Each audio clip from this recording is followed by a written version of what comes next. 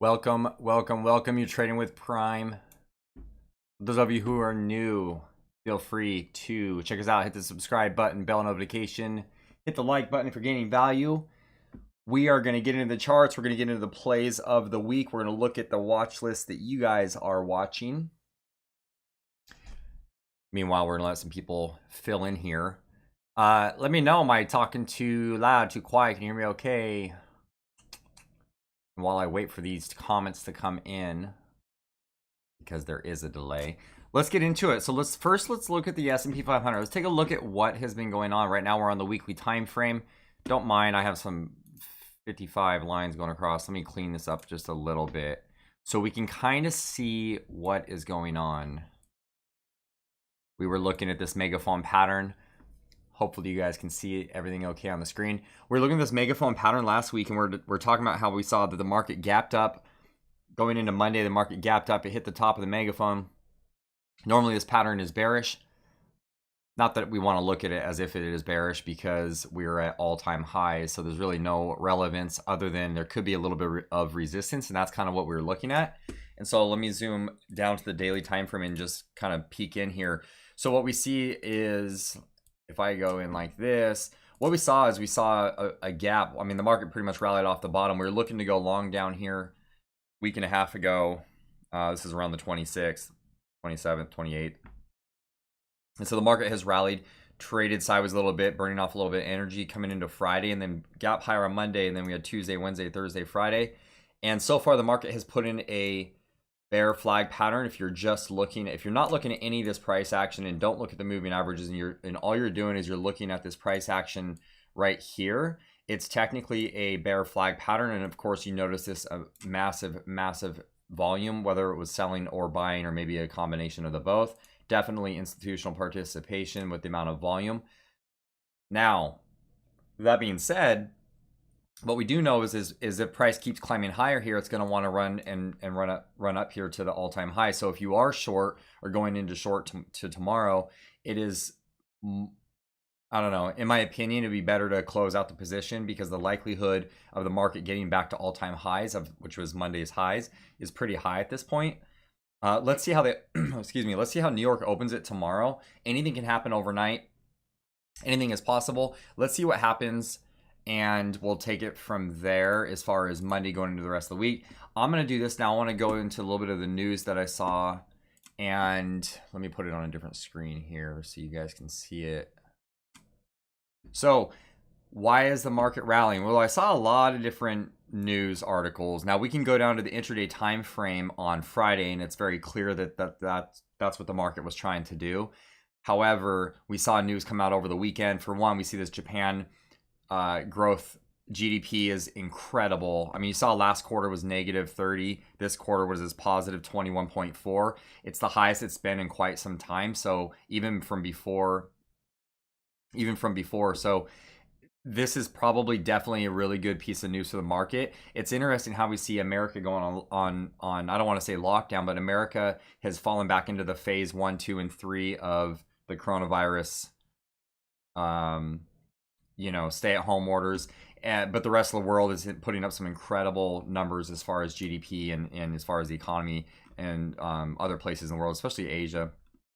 So here's the other piece of news. We saw this RCEP signing, and so I think that there's 15 countries involved in this. And let me know in the comment section what you guys think as far as this goes. I think there was 14 or 15 countries that signed this trade deal. What's interesting about this is that I could pull up the chart and show you what the market did, how it reacted to the Trump-China trade deals, and when it was not going through versus when things were looking good for the trade deal when it was going through. The market sold off one day around 800 points.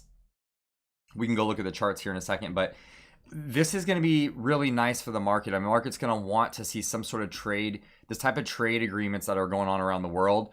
Will Biden follow? I don't know. Is Biden going to take part in this? What is Biden going to do as far as the trade deals go? What kind of changes are we going to see? Time will tell, but I highly doubt, while the rest of the world are taking part in trade deals, I highly doubt the U.S. government is just going to sit by and let the rest of the world do really well while the US doesn't do well as far as trade goes. But you never know. I mean, who knows? Who knows what this presidency, what it's going to be?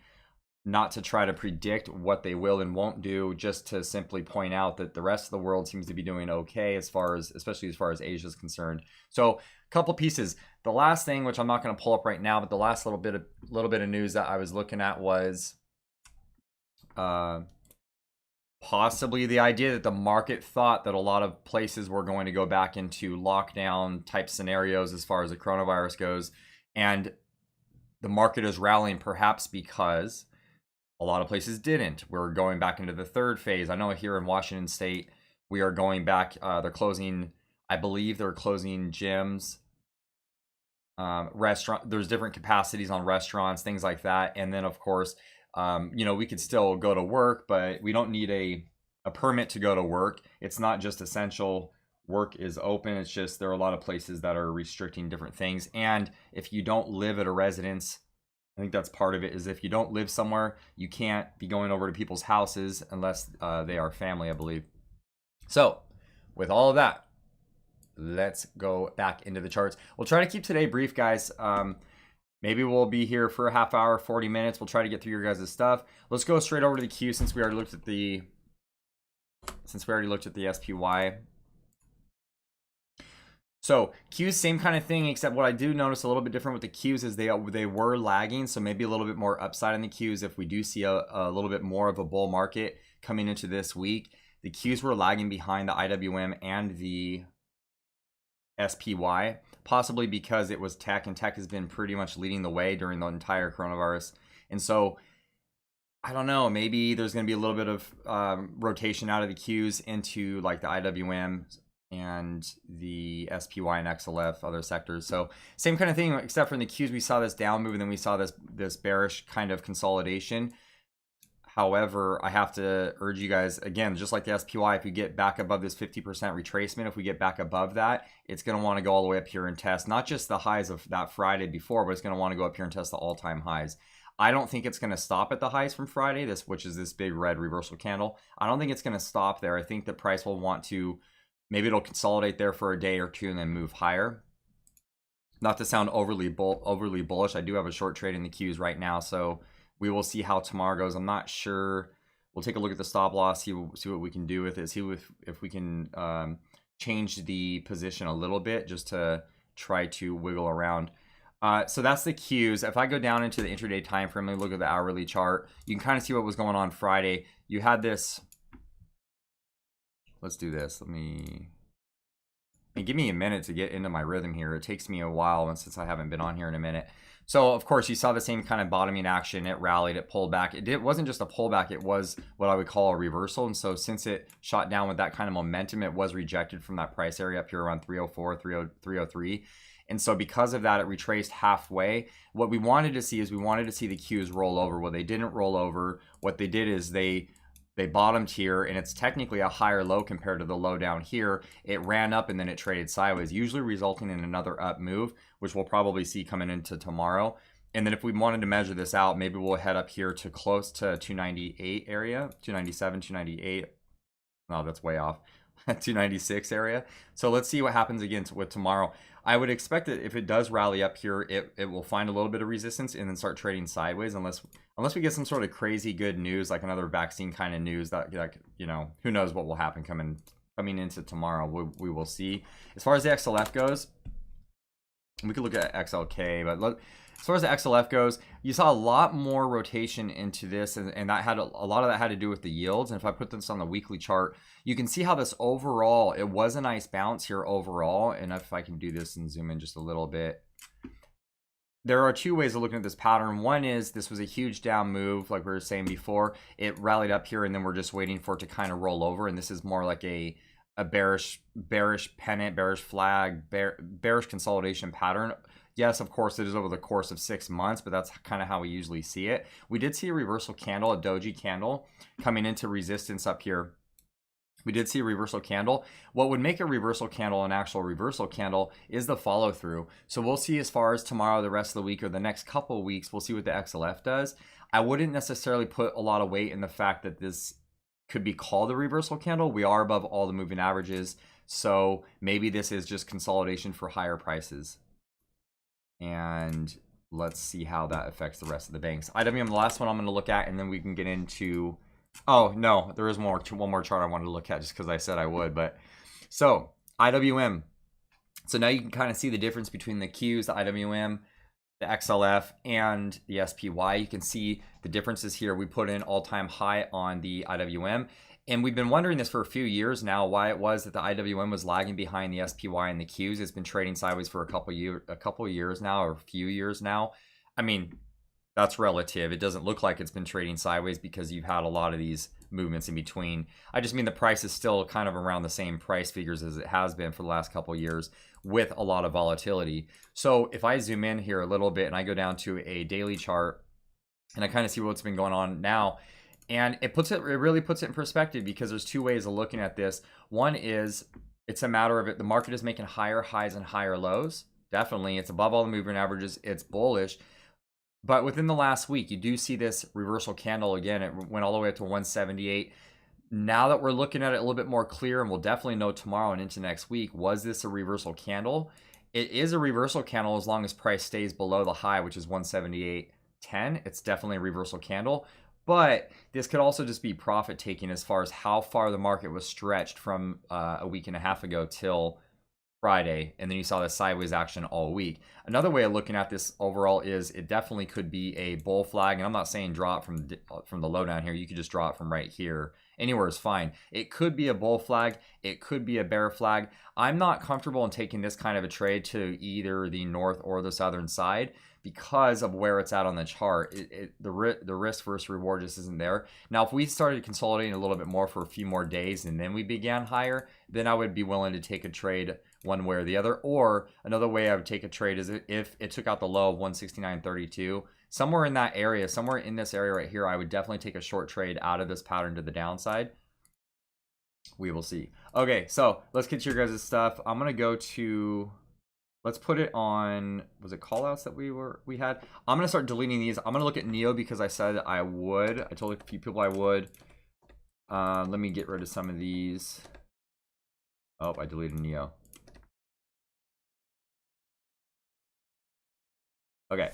I don't know. I'm getting kind of burnt out on NEO a little bit, but I guess I think we can just keep trading at both directions until it stops working. Really, the volatility really does help. I mean, when we start seeing these kind of crazy moves, especially where the price is up here, you know, high of 54.20, the volatility is pretty nice. But with in mind that if you are in the opposite end of a trade, if the market is rallying and you short the market, as far as NEO is concerned, it can really hurt. So that's when volatility can really hurt you. Plus, the option contracts get pretty expensive here. If I go over to trade and I start scrolling down, let's see here, more like at the money, you know, depending on what contracts you're buying. This is for the 20th November of 20. We're talking about a stock that is $40, and you know, a bid and an ask of $510 to $520. That's quite significant as far as I'm concerned, you know, as far as volatility goes. So traders are expecting these wide moves, which can be a good thing. It can be a bad thing though too. So watch out for that. So just looking at the daily chart, it is 1000% bullish. There is nothing bearish on the daily chart, an exception of one thing, and that is Friday's candle. Friday's candle, the cloud cover is the only bearish thing, but it's in the context of an uptrend, so we have to be very mindful of that. So if you are short NEO, just know where you're wrong. And if it were me, well, I am short NEO right now, but not by a lot. I've got a small short position left over. Here's the thing, is that the high of 54.20, once price starts climbing back up this reversal candle, like even if it gets halfway up the reversal candle or 3/4 of the way up the reversal candle, I most likely would want to take a stop loss in that trade. You're in an uptrend, it's like one of those, do I want to fight the trend the whole way up kind of things. One thing I will say though, if people who are holding this long, if you didn't buy this, and I guess this is relative to when you purchased it at, this is the weekly chart, right? And so we're looking at the weekly chart. It really psyched everybody out because it was trading around $10. It got all the way down here to $3, $2.50, between $2.50 and $3, which could be around, you know, who knows what Neo is actually worth. I do see a huge future in Neo. The kind of system that they have in place for their battery swaps and everything is pretty cool. So it's also a little bit different, or a lot different than a lot of other companies. But we did see it trade off all the way down to $1.19. Of course, there was a March crash that was happening, so that could have a lot to do with it. Traded back up here, I found some resistance at 513. So let's say fair value price around this time period, not saying that that's what it's worth, but let's just say back here, depending on when you bought it, I mean, we're up 1,573%. And it could definitely run, even so, it could still run all the way up here to $180, $150. Who knows where that final price target's actually going to be? I think there are some companies that are valuing it at higher prices than where it's at currently. But on the weekly time frame, we do see, I wouldn't necessarily call this, it was looking like a reversal candle on the weekly chart. It was definitely looking like a weekly reversal candle, but that changed a little bit with the end of day on Friday. It looked like it put in a low. Let's go back down here. Well, if I look at the month even, I mean, it is just ripping higher each month. So be mindful if you're taking swing trades and you're buying this thing at 50, 60 bucks. If you're spending that and you're pretty heavy and you're buying a lot of shares, just be very careful, because if it does pull back significantly, we could go look at 30 other charts, everything from Piton to Workhorse, and it doesn't have to be electronic vehicle. It could be any chart that we're looking at. When you see these huge monster moves since the March lows, when they do correct, it really can hurt. One other thing I was kind of looking at is, I was looking at Tesla, and I kind of use this as an example in a post I did because of this reason. It doesn't look like it now, but Tesla was pretty much going straight up around this time period right now. And we said the same kind of thing. We said, hey, be careful, because this kind of price action, when it's on a parabolic move, it's going to pull back and it might hurt. And what I mean by that is Tesla's highs to that first pullback was 34%, right? So if I do the same thing and I go, and look what Tesla's done since then. It's created this bullish consolidation since then, and it's about ready to either break out or break down. We'll see as far as Tesla. But if I go back over to Neo and I said even a 20% pullback, which Friday's highs, Friday high to Friday low was 25%, right? So if you bought the highs, that could really hurt. And so what I would love to see in Neo at this point was, I would love to see like some sort of sideways some sort of consolidation. If I don't get the consolidation, I'm not willing to buy it at these prices. So if I don't get the consolidation, I'll let it go without me. I'll wait for that next 25. Maybe Friday's lows was the time to buy. That was a 25% drawdown. Normally that's pretty good, 20 to 30% in a monster move that we've been seeing in Neo recently. And I don't mean to go on and on about Neo, but so if I did pull up like even a 5-minute chart and I started looking at Neo, you can see after hours, and you see where the market opened, it rallied a little bit, and then it sold off all day on Friday. It put in a low around $40.72. We'll see what happens here. I mean, this could have been the low. Maybe Friday's low. If you did buy it Friday's low and you saw that as a nice reversal, that definitely could have been a reversal.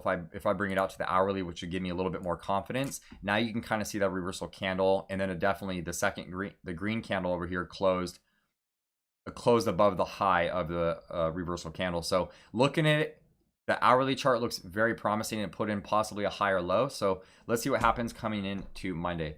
Okay, enough with my rambling about Neo. But yeah, I mean, we'll take it one day at a time. So let's take a look at your guys' stuff. I'm just going to start going down the list, and we'll try to run through them. I'm going to do the daily time frame unless you want me to look at something that you see a little bit more significant on the smaller time frame charts. I like the daily part of it's because I can't look at the screen all day long, and I'm buying things off the weekly and daily charts, and they hold a lot more weight in my opinion than the lower time frames and even the hourly chart. But reversals do start on lower time frames. They always start on a 1 minute and a 5-minute chart, and then morph into something bigger on a bigger chart. So let's look at WAT. Let me go through the comments really quick, and then I'll start with the list here.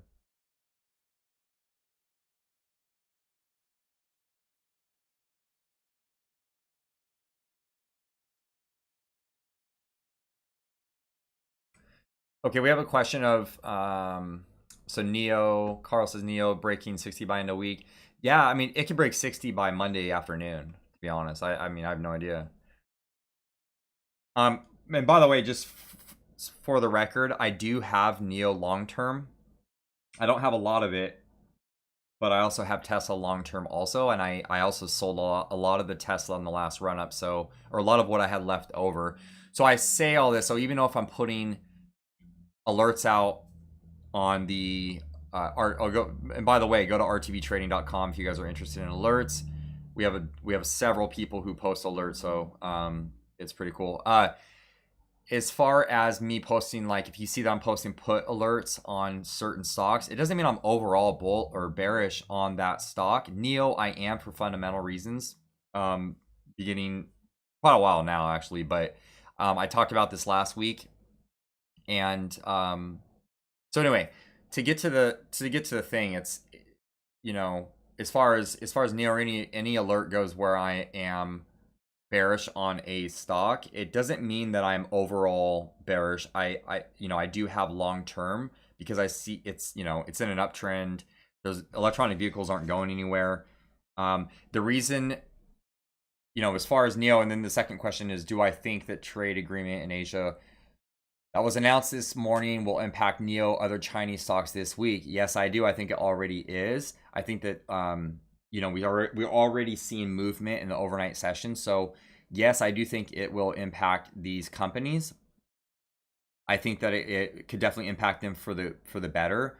The reason why I'm not heavily invested in Chinese companies is because if we could actually do a legitimate audit from companies that come out of China, then I would be more interested in putting more money there. Unfortunately, that won't happen. The way that the laws work, companies here have to get audited by a third-party agency, and the numbers are accurate. You know, companies that come out of China, they don't have the best track record of legitimate audits. So that's why I'm not heavily invested, although I think it's a great company and a bright future. I'm not going to put 90% or 80% or even 30% of my money over there. I hope that answers that. Okay. But yes, I do think the news itself will create higher prices with these companies. So that's everything from NEO to JD. We could list a bunch of companies. TAL, TAL, HUYA, Huya. Okay, let's go through the watch list. Okay, WAT, definitely bullish on the daily time frame. It looks like, well, we have a somewhat of a reversal counter back here on 715, and it actually did work out because the prices rallied up here. They pulled back a little bit, traded sideways, and just like you see the market doing right now, this is what we're talking about, right? You see the market putting in this, it could be a bull flag, could be a bear flag. Well, this one ended up breaking to the downside, right? And so you do see it selling off a little bit back here in the last couple months, and since then it has put in a bottom and has rallied since then. Now that the prices are back up here to the highs, it could consolidate for a couple days at this price area, because this is a little bit of resistance if I put a line going across the screen here. But if it can break through the current resistance, so let's say it starts climbing through Friday's high, if it will start climbing through there, it's going to want to test the highs, and I'll give you an actual price. The price is around $239.30. Let's not get crazy with it. Let's just call it 240. Around 240, and then again, all-time highs around 245.68. Thank you for that chart. DG. DG, it's... Let's do this. You think that DG would be rallying a little bit more than it is, but it has moved pretty high since the March lows. We're looking at 70%. Can always keep running. A couple things jump off, you know, right out here. First thing is that we are at support, or just came off of support. And really what I like to see when a chart comes off of support, and what I mean by this is, if it really was not a sell-off, but let's say it was just a pullback to support, what I like to see is it pull back to support and then rally immediately. What this did is it pulled back to support, and then it's kind of trading sideways. It almost looks like the Qs in that it did this pullback, and then it's been trading sideways. It almost looks like a bear flag. Another way to look at this is, there is no reason why the price should be at the lows of Friday's low, or even Thursday's low. Definitely not, what day is this? So Thursday, Wednesday, Tuesday's low for sure should not be anywhere near Tuesday's lows at this point. And we can see why it found a little bit of support there. You had this prior consolidation period, which By the way, for future reference, if you see a chart selling off like this, it is highly unlikely to shoot right through prior consolidation without some sort of bad news. And so imagine seeing this huge red candle. Who wants to step in front of that without seeing some sort of prices higher? What I would be interested in is if price can get above this area. If we can get above Friday's high, I'd be interested in purchasing Dollar General. FNV? FNV? And tell me what you guys think. Do you guys think that, I mean, how much money do you guys have invested over in China? Like with all, you know, we have some, there's a lot of names that we can choose from. What do you guys think of as far as your money being over there? Are you guys aware of the audits and the things that come out of their financial companies' filings? And then let me catch up on comments too. Oh, so yeah, I mean, I follow the news. I don't have a lot of time to, while I'm trading, during my trading day, to watch the news. And even if I do, I'm never going to beat the algos. They are always first. Sometimes they're wrong. Sometimes you'll see it whip around, and before price finally finds a direction, just like we saw with the, well, not really like we saw with the elections. Normally, with the elections. Oh yeah, Baba's a good company. And same thing. It's like, you know, how much does the world trust the United States audits? You know, it's one of those. So FNV, same kind of scenario we just saw in Dollar General. It's one of those. It's been selling off. It found support. It rallied away from the 200 period. The only problem I see with this so far is this. And I'm just going to give you this again. You have this support down here. Now it definitely can be bullish. It can turn into bullish, especially if it starts gets above the 20 and the 50 period moving averages. But it was already down here, and we already tested the 200 period moving average. And now we've tested it again. In fact, I would consider these areas back here testing the 200 period moving average. Even though they didn't really get all the way down there, they got close enough. Price is lagging down here close to the 200, and now it's getting squeezed between the 250 and 20 period moving averages. Not that they're everything on a chart, just something that I first noticed looking at it. And so there's really no reason to come back and back test it again. It already did that 2 or 3 other times. So again, I'll say this one last thing is two things. One, bear flag. Second thing is, if it's anywhere near this 200 period moving average again, I would not expect it to hold. And that doesn't mean, if I do this, it doesn't mean like an early morning, a quick spike down there is one thing. But if it shoots down there and then it just kind of lags down there, I'd be really cautious of that. I would personally be going long over this one. If we got over 143.30, I would take a long trade. I'd be willing to take a long trade.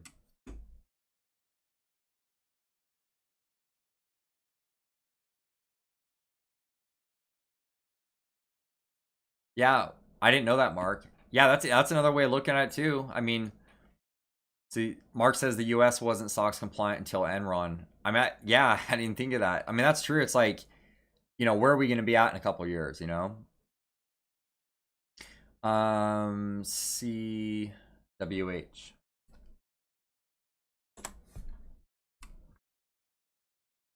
This one's a little bit better. I love all of these. This one's a little bit better. The only thing, again, with this one, a little bit more of a downtrend, and so I don't know if we're looking at shorting this or if we're looking at going long. But I would, because it's in this kind of holding pattern where it's like bouncing in this trend here, I would be looking to go long over the actual.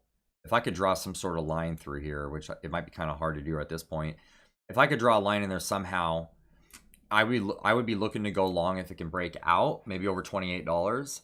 You could speculate this, you know, start speculating this, but at what prices do we want to be speculators? It's going to break out. I like to personally wait for the evidence itself, and then look for the actual. You know, let's put on the weekly chart and see what we can see. Ah, now it's a little bit different. See, so now it's interesting how we can go from the daily chart. It looks like one thing, and then we go to the weekly chart. It looks like something completely different.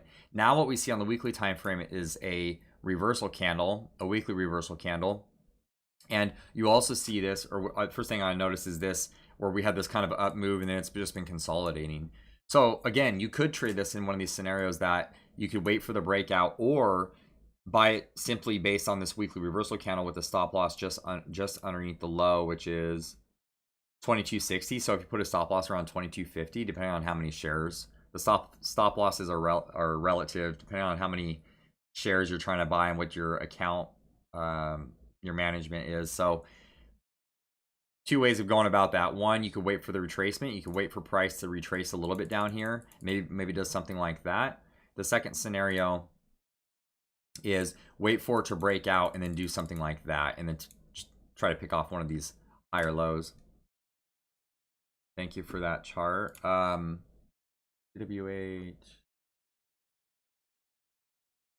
FL.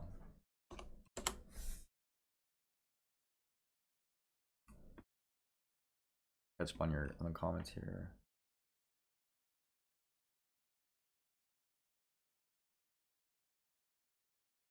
Okay, so weekly chart looks okay. Looks okay. It is a weekly chart. I know this looks scary right here. It looks like it's rolling over. It's getting pretty volatile. Let's go to the daily. Looks a little bit different now. You saw this sell-off. It had a double bounce down here back in March, April. And we're trying here. I mean, it's pulling back. It's a little bit deeper of a pullback as far as consolidation-wise. It looks like it's trying to consolidate in price and not in time. But the sideways action throughout here is consolidation in time. I'm not necessarily one for this kind of chart. Foot Locker. How do we trade this? How do we trade this? The problem I have with this is that it's going to take a little bit of work. First of all, it got rejected at the 20 after it's sold off a little bit this last week. It almost looks like, again, another bear flag. If I was going to short, it would be below $36 roughly, below Thursday's low. If I was going to go long, it'd be above Friday's high. So if I'm looking for, and the reason why I wait for it to get above Friday's high is there's that resistance in that area. The other thing is if price can start getting up this red reversal candle, it's going to want to climb and test somewhere up here, whether it's $39, whether it's $39.96 area, or whether it's all the way up here to $41.78. But the highest probability trade setup, in my opinion, would be waiting for the breakout or the breakdown, especially on this kind of a pattern. In my humble opinion. WDFC.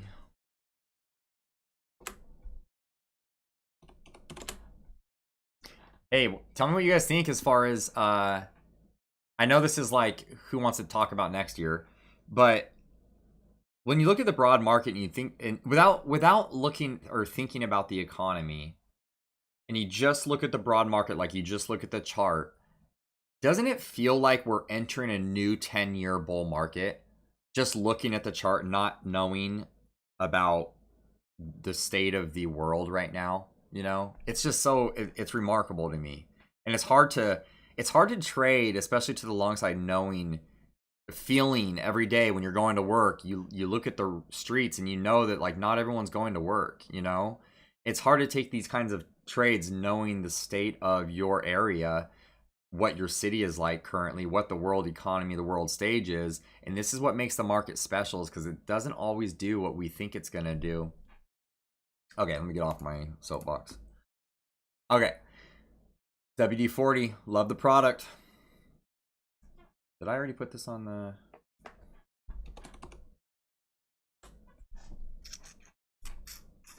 Now this kind of chart I like, right? So you have, well, first of all, it's in an uptrend above the moving averages. It rocketed a couple weeks ago. This was on 10/21, and so I don't know if this is earnings, probably earnings. Maybe it was earnings right after earnings. Above the moving averages, but we are now challenging that reversal candle. See what I mean? As far as a little bit of technical analysis. So the chart's above the moving averages. So even when you do get a reversal like we just saw in NEO, right? We just saw the reversal candle in NEO on Friday. Look what happened the following days. Price immediately turned around and wants to go test the highs again. So it's this kind of chart that I like.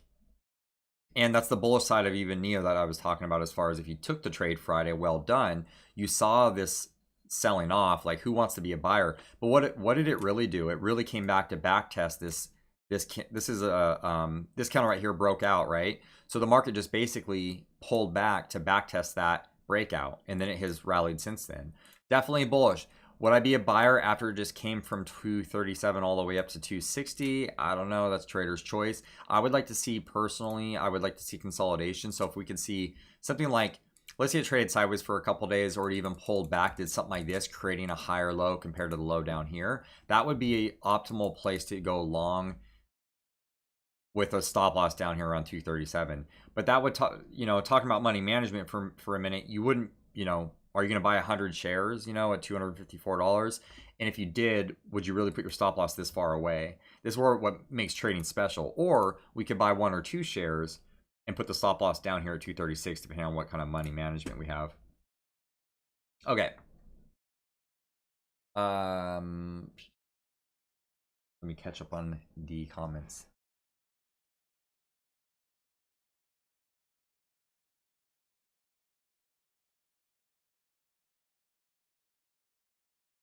Okay.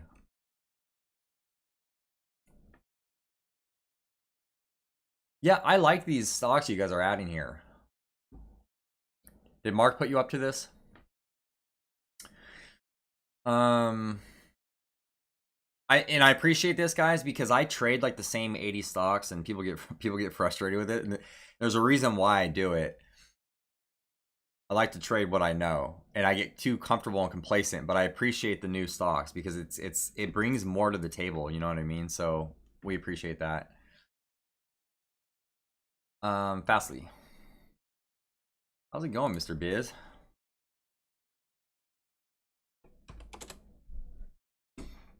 So Fastly had earnings on 10/28 because I still have my marker here. We can get rid of that. Now you guys know how. This is how we cheat off of when I'm doing earnings plays. So you can see where I wanted to pay for it, 56 or 46.80. That definitely didn't happen.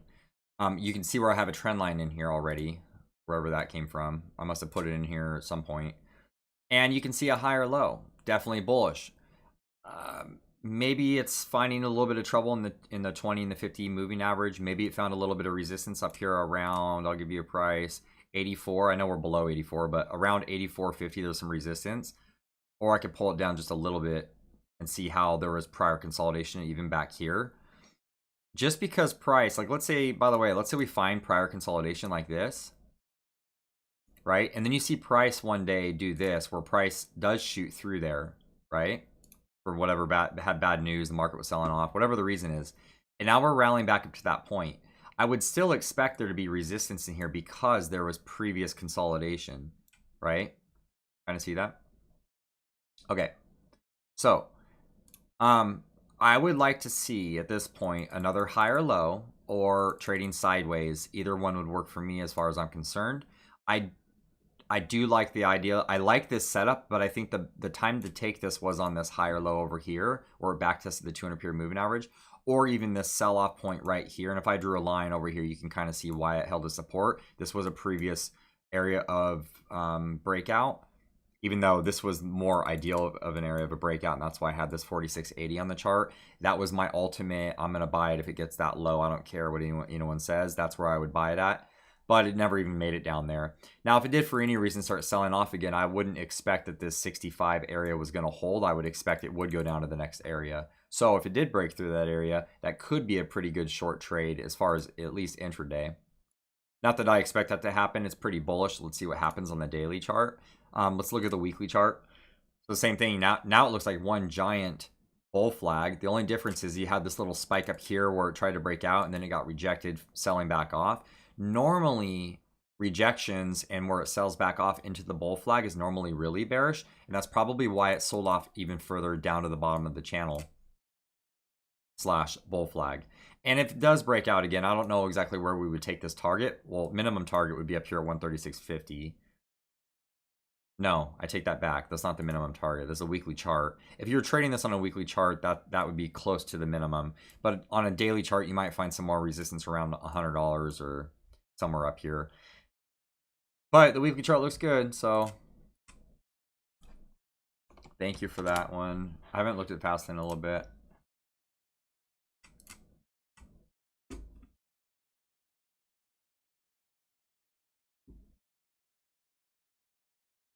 ATI. ATI, we'll do a couple more and then we'll wrap it up. How many people are shorting the market right now over the weekend? I have a couple I have some Q puts. Okay, so I say that laughing because of course it's not funny if you're short. I say that only laughing because I'm short the Qs right now, but the thing is like we're long shares, right?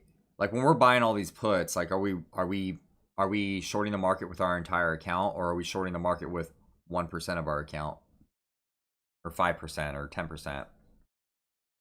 Thank you for this ATI. I love this chart. Absolutely love it. Definitely bullish. What are we looking at here? We're looking at breaking out, right? 12.59. You know, it's not too expensive. Where did we just come from? 836. So again, that's relative. It's up 40%, 50% in the last. This is the daily chart. So the last couple of weeks, probably since earnings, it's been having a nice little tear. You know, where's it going to go? Well, if we break out, the first stop is going to be $13.23. The next stop is $13.69. The next stop is around this $14.50. And if that's any further than that, we would have to talk about probably next week. But hypothetically, start closing above that, the next target is $15.47. The good news is we're above all three moving averages now. We cleared the 200 period moving average that is not bearish. We not only cleared it, but we've went down and back tested it, and then we're rallying away again. Beautiful chart. So well done if you're in this trade. You could look now going down to an hourly time frame if you are in this trade or you're looking to get into the trade. Again, I wouldn't be interested in buying this with a large position size because of how far we've come in a short period of time. However, if we can pull back again to the 20 or to the 50-hour moving average, that would be a nice buying opportunity in my opinion, especially with this kind of bullish pattern.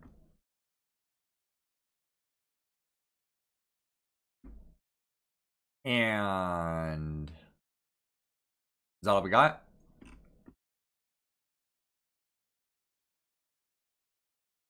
Beautiful, beautiful, beautiful. Thank you guys. Feel free, join the Discord, rtbtrading.com. Post your guys' watch list. Let's see your guys' alert too, or alerts through the week. We want to see them too. It's what makes it a community. And good luck this week. I'll try to put out a video later on in the week. Oh, we got one more coming in from Mr. Biz, DKNG. We'll look at that one. How's it going, Ben?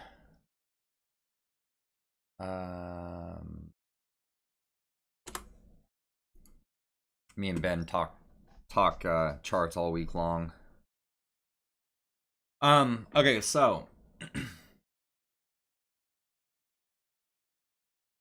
when DKNG was selling off and we were buying calls, and it's one of those things you wish you would have held, kind of thing, held on longer kind of scenarios.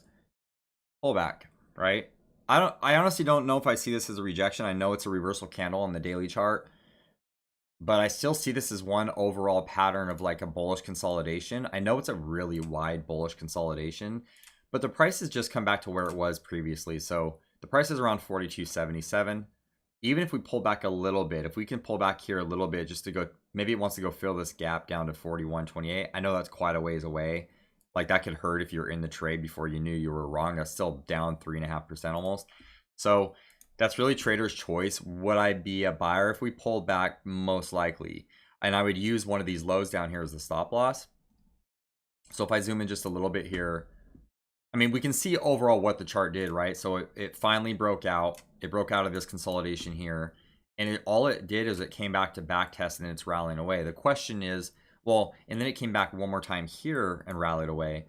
So if it is back down near these prices down here, I'm not sure I'd want to be a buyer, right? But with that said, if we pull back to go fill the gap, I would be interested. And where would I put my stop loss? Let me zoom in and show you. And again, it's going to be different depending on there. You guys can really see it. It's going to be different depending on what your trading plan is, right? But for one, this is definitely a stop loss area. The second one is right here. So I would be looking to buy this around the gap fill, right? So let's say hypothetically tomorrow we come in the day, which I don't think, you know, who knows if it will be down here or not. But if it did get down to 41.22, the other option is if you wait for it to clear the reversal candle itself. So around 45.46 is another area to go long. The problem with going long up here is the closest stop loss. Where are you going to put the stop loss? At the gap fill, which would be around 42.79. Or again, you'd have to put it all the way down here. So that's what makes it a little bit scary as far as that, because it can stay in this range for a while. There's nothing saying it has to break out just yet, right? And in fact, if it did stay in this range for a while, to me, in my opinion, it's more likely that it would be a bullish consolidation because of where we came from off of this low down here. Okay, I hope that helps. Thank you guys. Thank you for the community. I appreciate it. Thank you for the support. We will see you guys in the next video or on the Discord.